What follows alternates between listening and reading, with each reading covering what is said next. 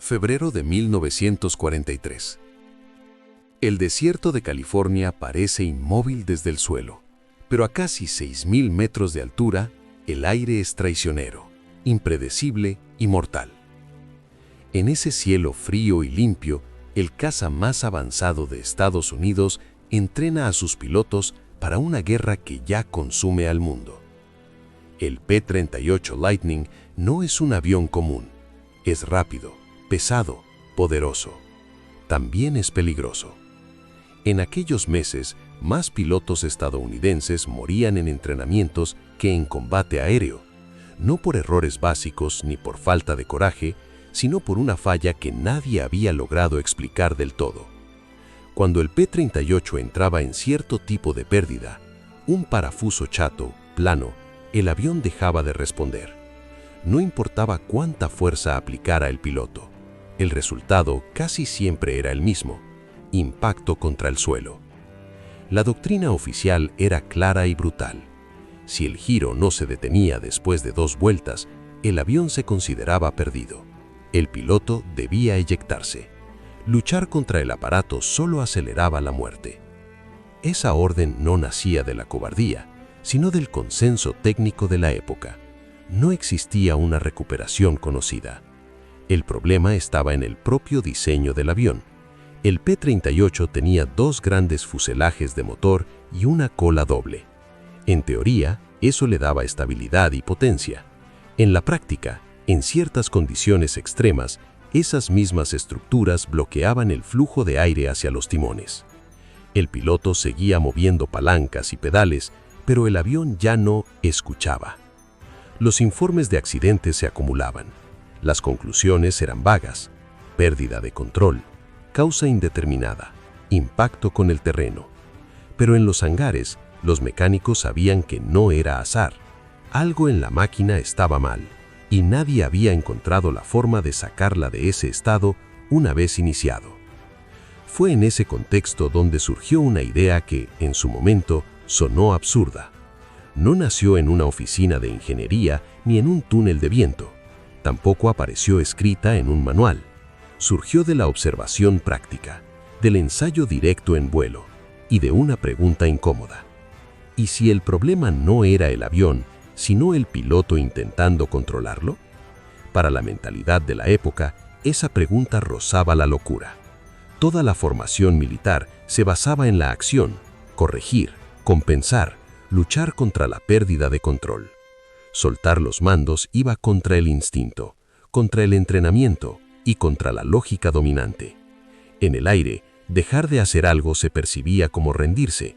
Sin embargo, algunos pilotos y técnicos comenzaron a notar un patrón inquietante. En unos pocos accidentes extraños, rarísimos, hubo supervivientes. Al analizar esos casos, apareció un detalle común: el piloto no había luchado activamente durante el giro. Por desmayo, por pánico o por pura inacción, los controles habían quedado neutrales. No era una prueba, apenas una coincidencia incómoda. Pero en una época donde cada avión perdido significaba menos hombres en el frente, incluso una coincidencia merecía atención. La idea era simple hasta parecer estúpida. No, en lugar de forzar el avión a salir del giro, permitir que la aerodinámica se reordene sola. Dejar que el peso del morro, la gravedad y el flujo natural del aire hagan lo que los comandos bloqueados ya no podían. Nadie lo enseñaba, nadie lo recomendaba. De hecho, intentar algo así podía costar una corte marcial. Pero la guerra no siempre avanza siguiendo manuales. A veces avanza cuando alguien se atreve a probar lo que todos consideran un error. Ese fue el origen del llamado truco estúpido. No porque lo fuera, sino porque así lo veían quienes aún no entendían por qué funcionaba. En la siguiente parte, veremos cómo esa idea, nacida del riesgo y la observación directa, pasó del rechazo absoluto a convertirse en una prueba que nadie pudo ignorar. La idea de que el piloto pudiera estar empeorando la situación parecía una herejía. En la cultura aérea de principios de los años 40, el control era sagrado. Un buen piloto era aquel que reaccionaba, corregía, luchaba contra el avión hasta el último segundo. Soltar los mandos no solo era antinatural, era visto como abandono. Por eso, durante meses, la hipótesis de los controles neutrales sobrevivió apenas como un murmullo entre hangares. No estaba escrita en manuales ni discutida en aulas. Circulaba en conversaciones bajas entre mecánicos, pilotos de prueba y algunos instructores que ya habían visto demasiados ataúdes salir de los campos de entrenamiento. El problema era que nadie podía demostrarlo de forma concluyente.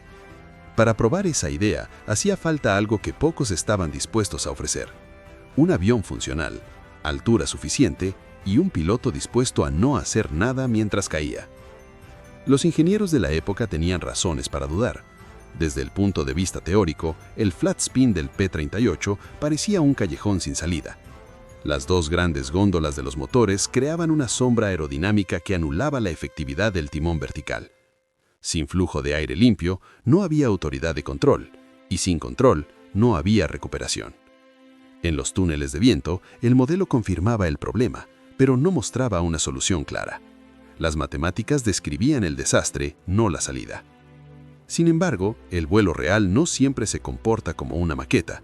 La gravedad, el peso concentrado en el morro del P-38 y la distribución de masas abrían una posibilidad que los cálculos no captaban del todo. Si el avión dejaba de ser perturbado por entradas desesperadas de mando, tal vez el flujo de aire pudiera reorganizarse por sí mismo. Era una hipótesis incómoda. Aceptarla implicaba admitir que la doctrina vigente, y con ella cientos de decisiones de vida o muerte, estaba equivocada. En ese clima de tensión técnica y psicológica, algunos pilotos jóvenes comenzaron a experimentar de forma limitada. No como un acto de rebeldía, sino como un intento de entender la máquina. Subían a gran altitud, provocaban entradas controladas en pérdida y observaban. No todos sobrevivieron, pero los que lo hicieron empezaron a notar el mismo fenómeno inquietante.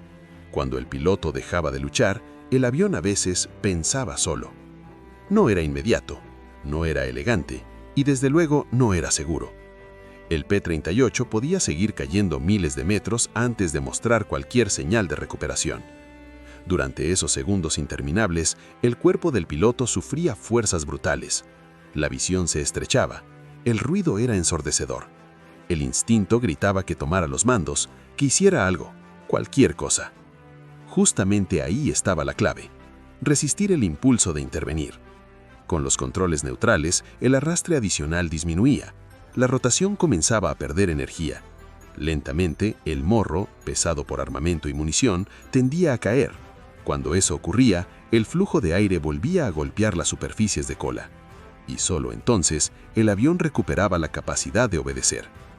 No era magia, era física sin interferencias.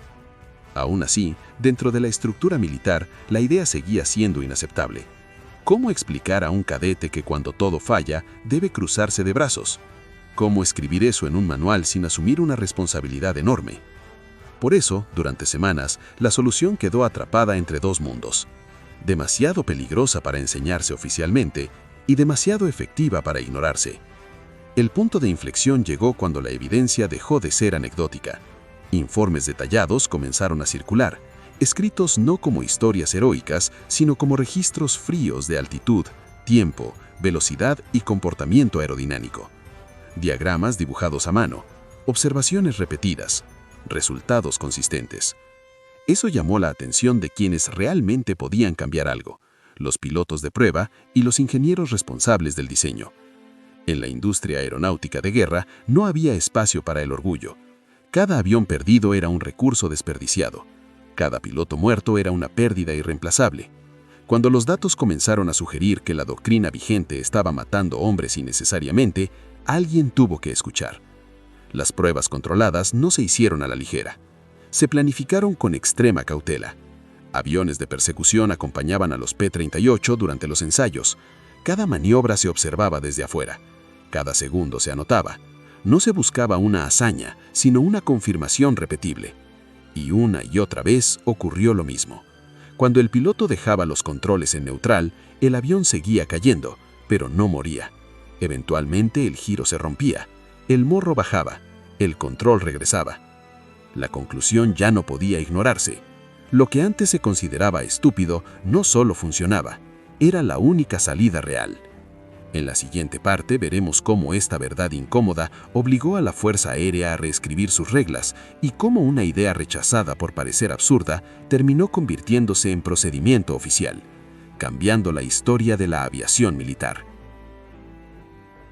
Para que una idea sobreviva en tiempo de guerra, no basta con que funcione. Tiene que demostrarlo delante de quienes toman decisiones y hacerlo de una forma que no deje margen para excusas. Eso fue exactamente lo que ocurrió cuando el llamado truco estúpido salió de los rumores de hangar y entró en el terreno que realmente importaba, las pruebas oficiales. En 1943, la aviación militar estadounidense no era un espacio romántico ni experimental, era una industria de supervivencia. Cada procedimiento estaba escrito con sangre, cada cambio implicaba asumir que lo anterior había fallado, y admitir un fallo, en plena guerra, era algo que pocos oficiales estaban dispuestos a hacer sin pruebas abrumadoras. Los ingenieros de la Lockheed conocían el problema del P-38 desde hacía tiempo. Sabían que el avión podía entrar en un flat spin del que no salía. Sabían que el diseño de doble fuselaje creaba una sombra aerodinámica letal. Pero hasta entonces, no habían encontrado una solución operativa, solo mitigaciones parciales. Cuando comenzaron a llegar informes consistentes sobre recuperaciones logradas mediante controles neutrales, la reacción inicial fue de escepticismo técnico, no porque los datos fueran malos, sino porque la conclusión era incómoda. Implicaba que el entrenamiento estándar estaba agravando el problema. Los primeros ensayos formales se realizaron con extrema cautela. Nada se dejaba al azar. Los vuelos se hacían a gran altitud, con amplios márgenes de seguridad y aviones de persecución acompañando cada maniobra. Los pilotos involucrados no eran cadetes imprudentes, sino pilotos de prueba experimentados, hombres acostumbrados a llevar aeronaves al límite. La metodología era simple, pero brutal. Provocar deliberadamente la entrada en parafuso chato, confirmar la pérdida total de autoridad en los mandos, neutralizar completamente los controles, esperar. Ese último paso era el más difícil, no desde el punto de vista técnico, sino humano. Durante el flat spin, el avión no cae como una piedra, gira, vibra, grita. El horizonte desaparece. La fuerza centrífuga empuja la sangre fuera del cerebro. La visión se vuelve gris. El cuerpo interpreta la situación como una muerte inminente. Todo el entrenamiento previo grita, corrige, actúa, lucha. Y sin embargo, la instrucción era exactamente la contraria: no hacer nada. Los observadores en los aviones de persecución describieron escenas inquietantes. Desde fuera, el P-38 parecía una hoja muerta cayendo de lado. Daba vueltas planas, perdiendo miles de pies sin mostrar intención alguna de estabilizarse. Según la doctrina vigente, ese piloto ya estaba perdido. Pero entonces, una y otra vez, ocurría lo mismo. Sin entradas de mando que perturbaran el flujo de aire, la rotación comenzaba a degradarse, no de forma dramática, sino lentamente. El peso del moro, cargado de armamento, empezaba a imponerse.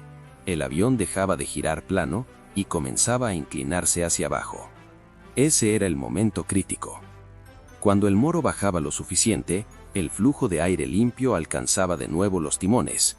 Los controles, que antes estaban muertos, recuperaban resistencia. El avión volvía a ser un avión. Solo entonces el piloto retomaba el mando y sacaba la aeronave del picado. No fue una prueba aislada. Se repitió. Y se repitió otra vez. Entradas a la izquierda, a la derecha, en configuraciones ligeramente distintas, en condiciones variadas de carga y velocidad. El patrón se mantenía. La conclusión era ineludible. El piloto, al luchar contra el avión, estaba manteniendo el estado de pérdida. Al neutralizar los controles, permitía que la aerodinámica hiciera su trabajo.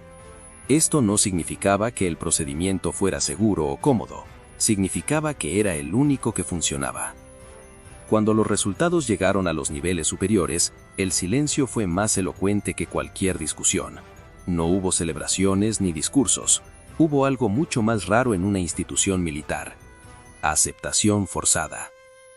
Aceptar este procedimiento implicaba reescribir manuales, cambiar entrenamientos y admitir que 500 pilotos habían muerto siguiendo instrucciones incorrectas. Nadie quería decirlo en voz alta, pero todos lo entendían. Así, el truco estúpido dejó de ser una curiosidad peligrosa y se convirtió en un problema administrativo. Y en el mundo militar, cuando algo se vuelve administrativo, ya no puede ignorarse. En la siguiente parte veremos cómo esta verdad incómoda pasó de las pruebas controladas al papel oficial, y cómo una frase simple terminó entrando en los manuales de vuelo, cambiando para siempre la forma en que los pilotos enfrentan la pérdida de control. Cambiar un procedimiento en tiempo de guerra no es solo una decisión técnica, es un acto político, psicológico y moral. Cada línea escrita en un manual representa una promesa implícita. Esto te mantendrá con vida. Y cuando esa promesa se rompe, la institución entera se ve obligada a mirarse al espejo.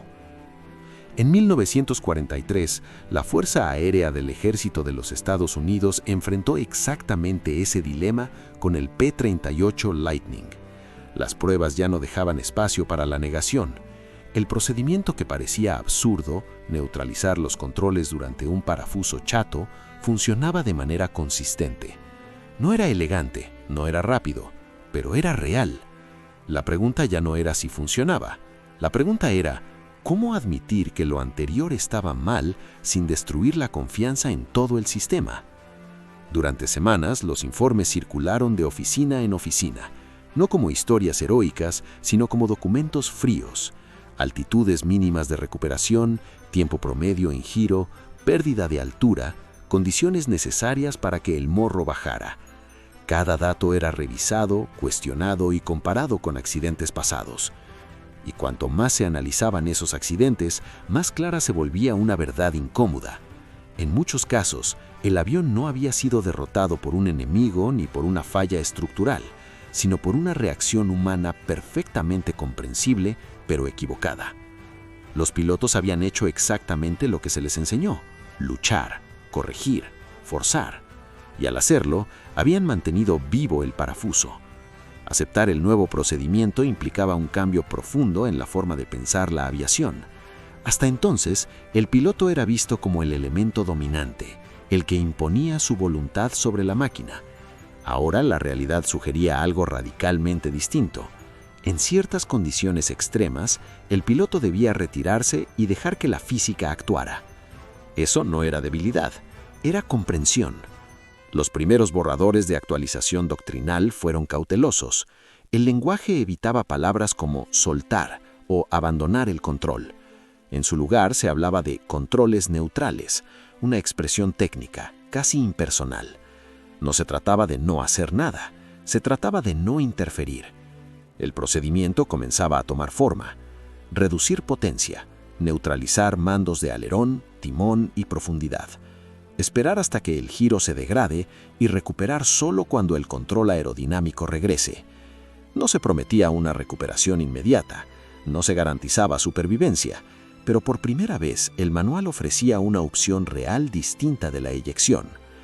La implementación no fue instantánea. Algunos instructores se resistieron, otros aceptaron en silencio. Muchos lo hicieron porque no tenían alternativa. Las estadísticas hablaban por sí solas. Cada semana sin el nuevo procedimiento significaba más aviones perdidos en entrenamiento.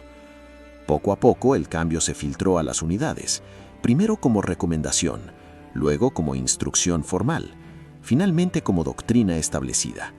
Y entonces ocurrió algo revelador. Las tasas de pérdida comenzaron a descender, no de forma espectacular ni inmediata, pero de manera constante. Menos informes vagos, menos causa indeterminada, más pilotos regresando a base después de incidentes que antes habrían sido fatales. El truco estúpido ya no era un secreto ni una herejía, se había convertido en una herramienta estándar de supervivencia. Lo más importante es que este cambio no se limitó al P-38. La lección era más amplia. Los ingenieros comenzaron a entender que los estados de pérdida profunda no siempre se resuelven con más acción, sino con menos. Esa idea influiría en el diseño, la formación y la filosofía de vuelo durante décadas. Sin ceremonias, sin discursos triunfales, solo con tinta nueva sobre papel viejo. La guerra continuaba, los pilotos seguían cayendo, pero ahora, cuando el avión entraba en un estado que antes significaba muerte segura, existía una posibilidad distinta, una que no dependía de fuerza, sino de paciencia.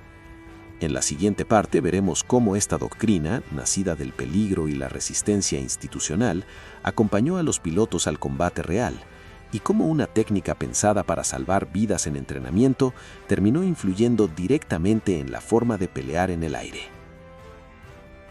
La nueva doctrina no nació para ganar combates, nació para evitar muertes innecesarias. Pero en la guerra, toda herramienta de supervivencia termina influyendo también en la forma de pelear, y el procedimiento de controles neutrales no fue la excepción.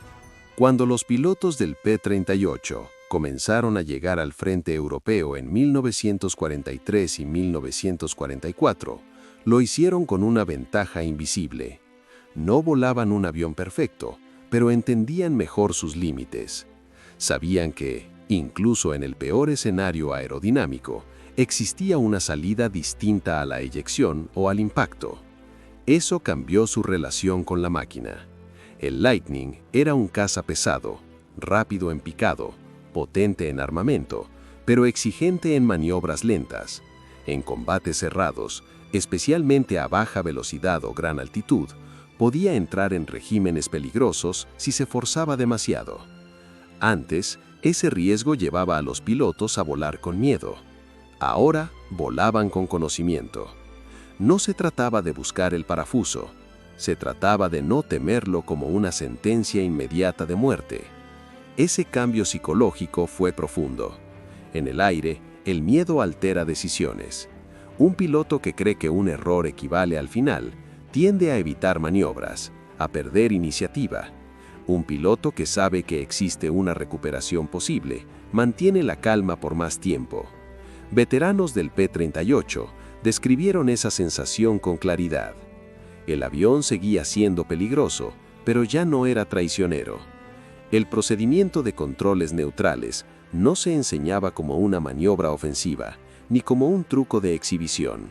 Era un último recurso, reservado para situaciones extremas. Pero el simple hecho de conocerlo modificaba la forma en que los pilotos manejaban la energía, el ángulo de ataque y la agresividad en combate.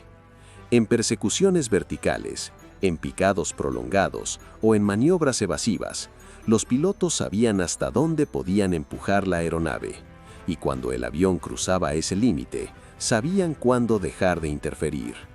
Eso salvó vidas, no porque el combate se volviera más fácil, sino porque el pánico dejó de gobernar el último segundo. Los informes operativos comenzaron a reflejarlo. Aparecieron registros de aviones dañados que regresaban a base tras entrar en pérdidas profundas. Historias de pilotos que habían sido dados por muertos y reaparecían horas después, con el avión maltrecho, pero intactos. Nadie lo llamaba ya truco. Se hablaba de procedimiento de recuperación avanzada. Mientras tanto, los ingenieros tomaban nota. La experiencia en combate confirmó algo que las pruebas habían sugerido. La interacción entre piloto y aeronave podía empeorar ciertos estados críticos. Eso influyó en modificaciones posteriores, ajustes de entrenamiento y, sobre todo, en la mentalidad de diseño. La idea de que el piloto debía luchar contra cualquier pérdida comenzó a erosionarse. En su lugar, surgió una comprensión más madura. Hay momentos en que el mejor control es la neutralidad. Esta lección no se quedó en Europa. Regresó con los informes, con los pilotos veteranos y con los manuales revisados. Se convirtió en parte del conocimiento institucional, transmitido de generación en generación. Cuando la guerra terminó y la aviación entró en la era del jet, muchos pensaron que esos problemas pertenecían al pasado. Aviones más rápidos, alas en flecha, motores a reacción, nueva tecnología, nuevas soluciones. Pero la física no había cambiado. En los años 50, los pilotos de prueba de los primeros jets supersónicos se encontraron con un viejo enemigo bajo un nuevo nombre: inestabilidad profunda en pérdida y giros planos. Los computadores eran primitivos, los sistemas de asistencia limitados. Y una vez más, la intervención excesiva del piloto podía agravar el problema. ¿La solución redescubierta? Exactamente la misma. Neutralizar controles, reducir interferencias, dejar que el avión recupere su equilibrio aerodinámico.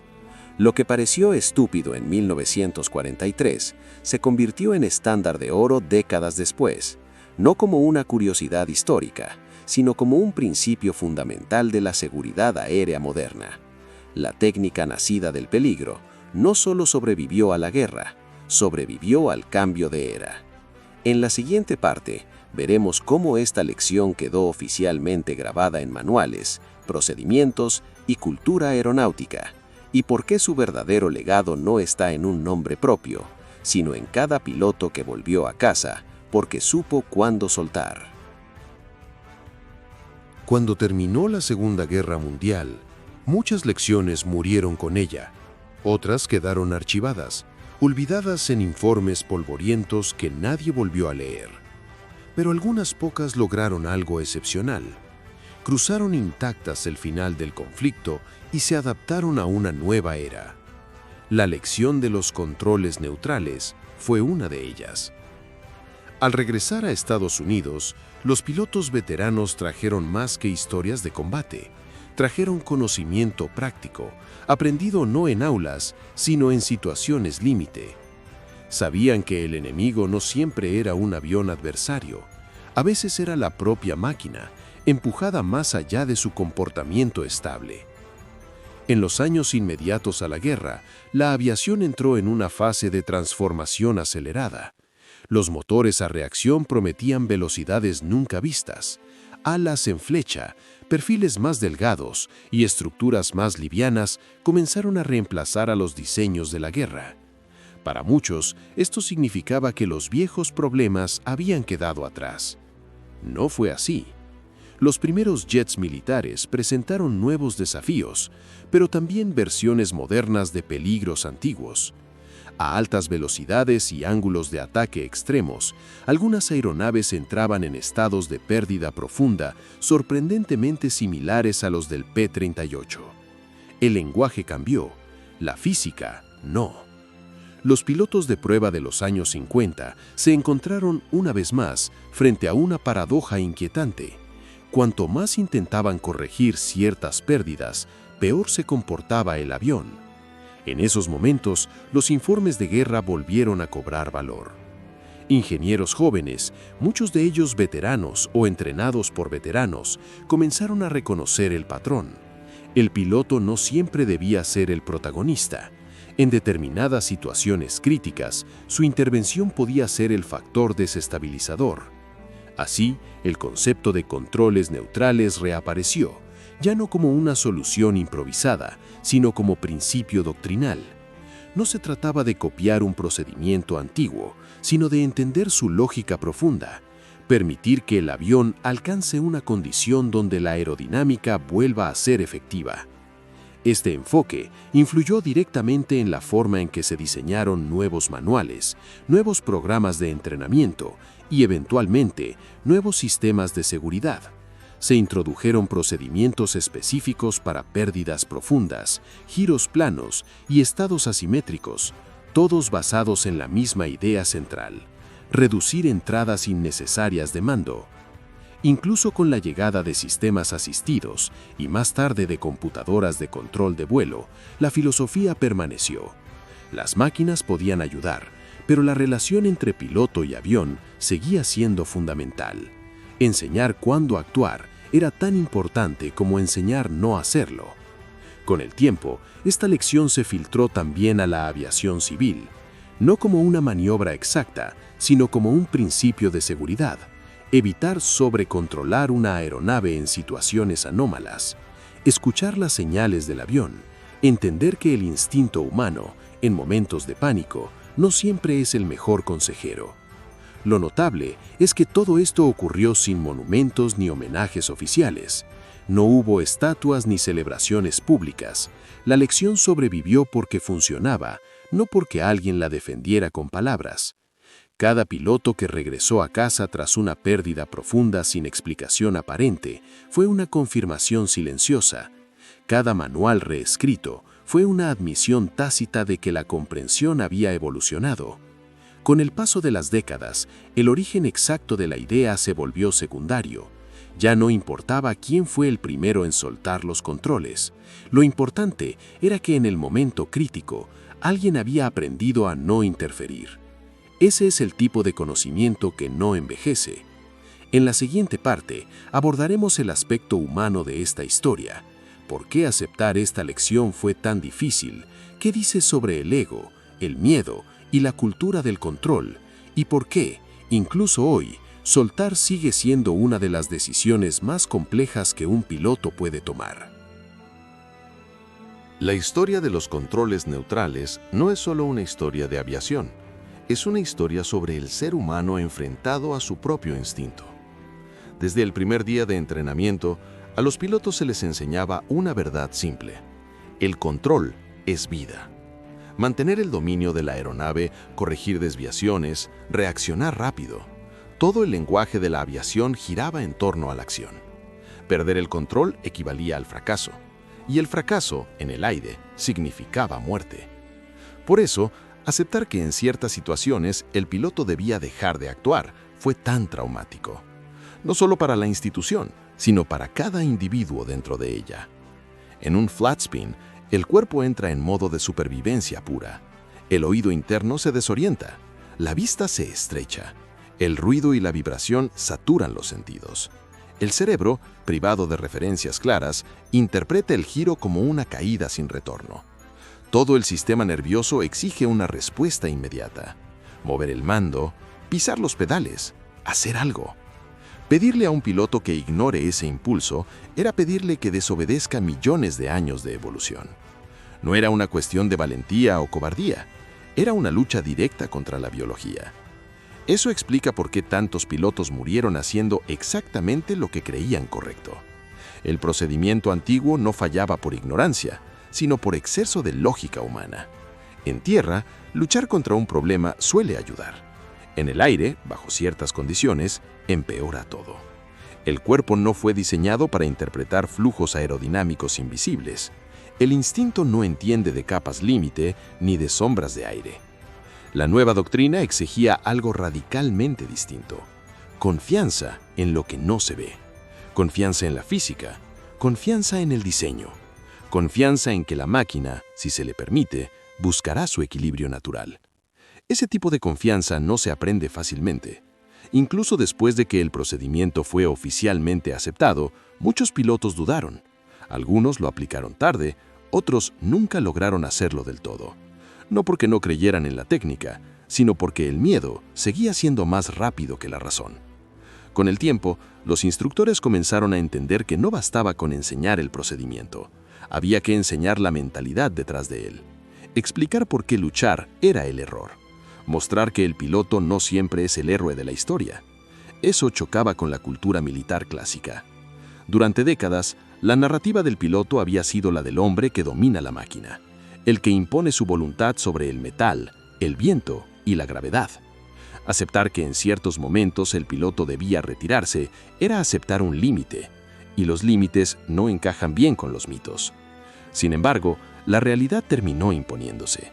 Las estadísticas no mienten. Los informes comparativos mostraron una reducción clara de pérdidas en entrenamiento y en incidentes de vuelo. No por mejoras dramáticas en los motores ni por cambios estructurales inmediatos, sino por un cambio de comportamiento humano.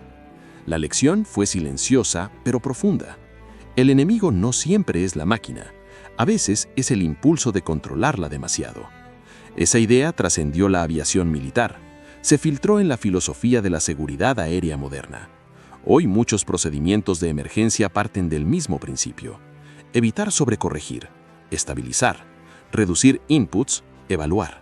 No es casualidad.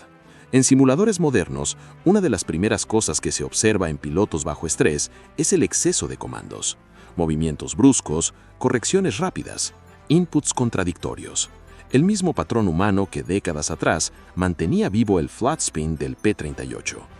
La diferencia es que hoy esa lección está integrada. Costó vidas, costó tiempo, pero quedó aprendida. Y tal vez esa sea la parte más importante de esta historia. No se trata de un truco, no se trata de un nombre propio, no se trata de una hazaña aislada. Se trata de aceptar que la verdadera maestría no siempre está en hacer más, sino en saber cuándo dejar de hacer. En el aire, como en la vida, hay momentos en los que luchar solo empeora la caída. Momentos en los que soltar no es rendirse, sino entender. En la próxima y última parte, veremos cómo esta lección quedó grabada, no en estatuas ni medallas, sino en miles de regresos silenciosos, en manuales sin firma y en una verdad incómoda que sigue vigente hasta hoy. La historia de este truco estúpido no termina con una victoria aérea, ni con un héroe regresando a casa entre aplausos. Termina de una forma mucho más silenciosa. Termina cada vez que un piloto logra salir con vida de una situación que, años antes, habría sido mortal. No hay una estatua dedicada a este procedimiento. No hay una medalla grabada con su nombre. No existe un día conmemorativo que lo recuerde. Y sin embargo, su impacto fue inmenso. Cuando los manuales de vuelo comenzaron a incluir procedimientos de controles neutrales, no lo hicieron como una curiosidad histórica, sino como una admisión profunda. Durante años, la aviación había estado luchando contra la física en lugar de entenderla. El cambio no fue glamuroso, pero fue honesto. Y esa honestidad salvó vidas. Miles de pilotos, en la Segunda Guerra Mundial, en Corea, en Vietnam y más allá, regresaron a tierra porque, en el momento crítico, recordaron una instrucción que parecía absurda: deja de interferir. No porque el avión sea infalible, sino porque la aerodinámica, cuando no se la perturba, tiende al equilibrio. Esta lección rompió con una idea profundamente arraigada en la cultura humana, que el control absoluto siempre es deseable. En el aire, esa creencia demostró ser peligrosa. A veces el exceso de control no es dominio, sino sabotaje involuntario. Lo más notable es que esta enseñanza no pertenece solo a la aviación.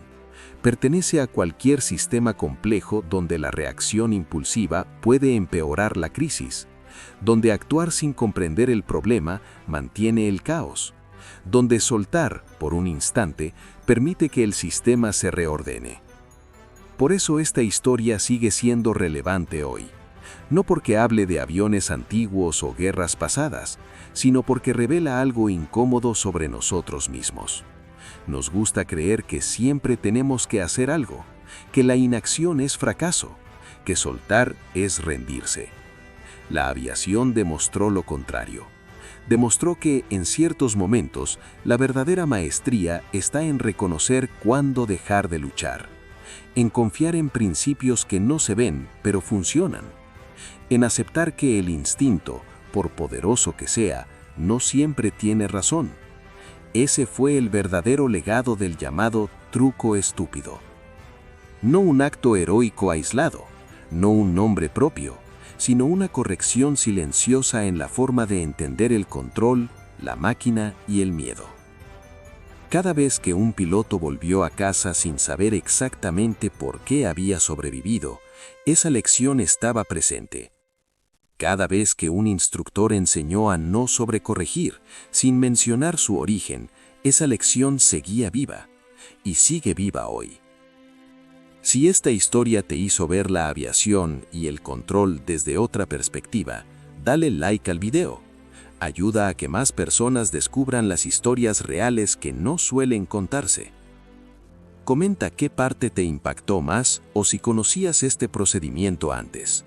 Tu participación mantiene viva la conversación. Y suscríbete al canal si quieres seguir explorando historias históricas, técnicas y humanas contadas sin exageros, sin mitos falsos y con respeto por los hechos. Porque a veces las lecciones más importantes no gritan, solo esperan a que alguien esté dispuesto a escucharlas.